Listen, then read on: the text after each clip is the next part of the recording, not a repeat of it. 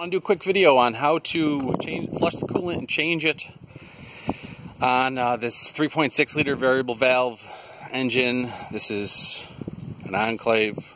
You've probably put this in a million different vehicles, Traverses,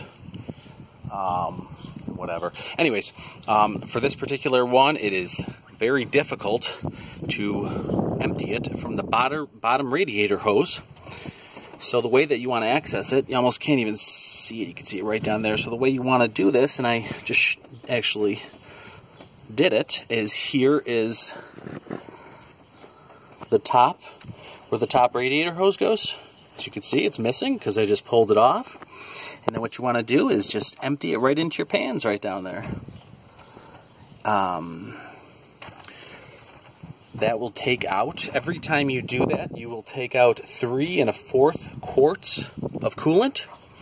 So if you do this 4 times, 4 times 3 1/4 is 13 quarts out. This system, on this particular one, obviously check your manual, a 50-50 mix. This one holds 11.4 quarts.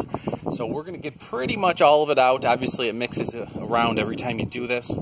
But this is a pretty good way to do it. Pretty easy, pretty quick. I have this car on a bit of an angle here down the driveway. You always want to have the engine pointing up a little bit, so when you start it and you have your radiator fill hose off, obviously as you can see, we had to take off the shroud that was right here. It's pretty easy to take off, but the way you're going to want to fill the coolant up is right in through this filler hose. Obviously when you dump it out, you put the hose back on. Put the hose back on the upper part of the of the engine, and then you want to fill it up. And once it is full, you want to run the car. Make sure when you run the car, you have it on full blast for heat, so that everything is going through the heater core and it's cleaning everything out. And that is the quick and easy way to change the coolant.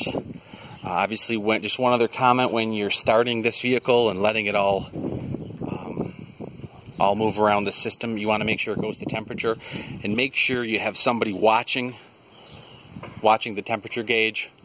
You know, obviously, if it goes above that 210 number, you want to turn it off because you have a problem somewhere. Something's not right.